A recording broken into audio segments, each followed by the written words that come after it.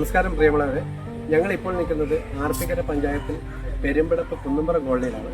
ഇവിടെ മേരിക്കുട്ടിയമ്മ കഴിഞ്ഞ ദിവസം നവജ്യോതിയിൽ ഭർത്താവായ യോഹന്നാൻ അച്ഛന് ഉദരഭിത്തികളിൽ ക്യാൻസറാണ്, അതിനനുസരിച്ച് കീമോ എടുക്കണം എന്ന് പറഞ്ഞ് ഒരു അപേക്ഷയായിട്ടാണ് നവജ്യോതിയിൽ എത്തിച്ചേർന്നത്.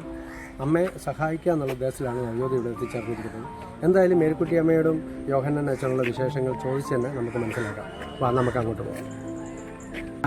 മേരിയമ്മേ, എന്തോ ഞങ്ങൾ പറഞ്ഞ പോലെ വന്നു. സന്തോഷം, നിങ്ങളെ പ്രതീക്ഷിച്ചിരിക്കുവായിരുന്നു ഞങ്ങള്.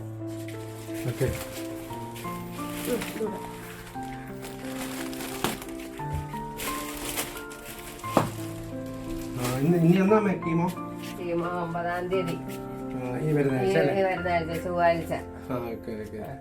അമ്മയുടെ ആ സങ്കടമാണ് ഞങ്ങളെ ഇന്ന് ഇവിടെ എത്തിച്ചത്.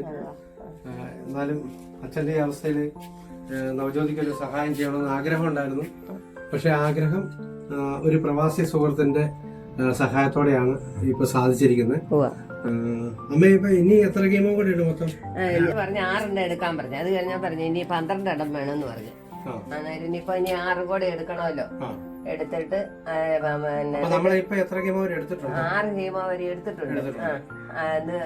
അത് കഴിഞ്ഞിട്ട് പിന്നെ പൈസ പിന്നെ ഈ 6 കൂടെ എടുത്തിട്ട് പിന്നെ 6000 രൂപയുടെ പിന്നെ സ്കാൻ ചെയ്യണം.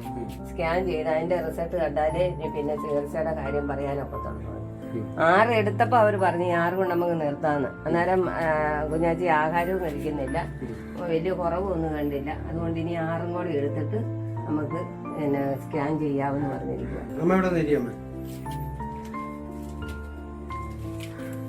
കണ്ടിട്ടുമുണ്ട്. അന്നേരം എന്റെ തൊഴിലുറപ്പ് പെണ്ണുങ്ങളാ പറഞ്ഞ് അവിടെ ചെന്നൊന്ന് ചോദിച്ചു നോക്കി എന്തെങ്കിലും സഹായം മേരിയമ്മയ്ക്ക് തരുമെന്ന് പറഞ്ഞു.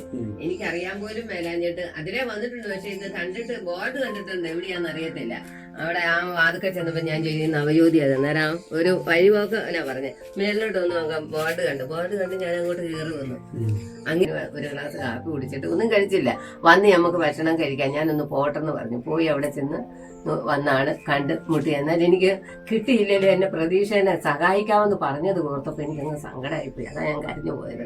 അമ്മയുടെ സങ്കടം ഞാൻ അന്നേരം തന്നെ എന്റെ പ്രിയപ്പെട്ട ഒരു പ്രവാസി സുഹൃത്തിനെ അറിയിച്ചിരുന്നു. പിന്നെ അവിടെ കയറി ഞാൻ പ്രാർത്ഥിച്ചു.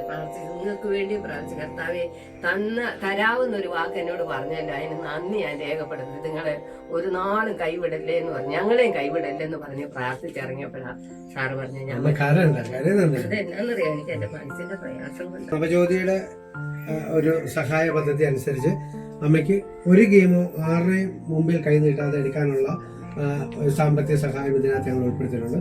അമ്മ അച്ഛനോട് അത് വാങ്ങിക്കുക.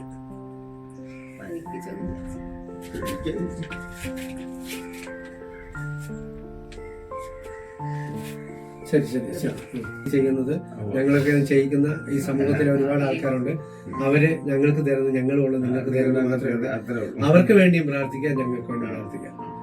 അച്ഛന്റെ ദീർഘായുസ് ഉണ്ടാകാൻ സർവേശ്വരൻ അനുഗ്രഹിക്കട്ടെ.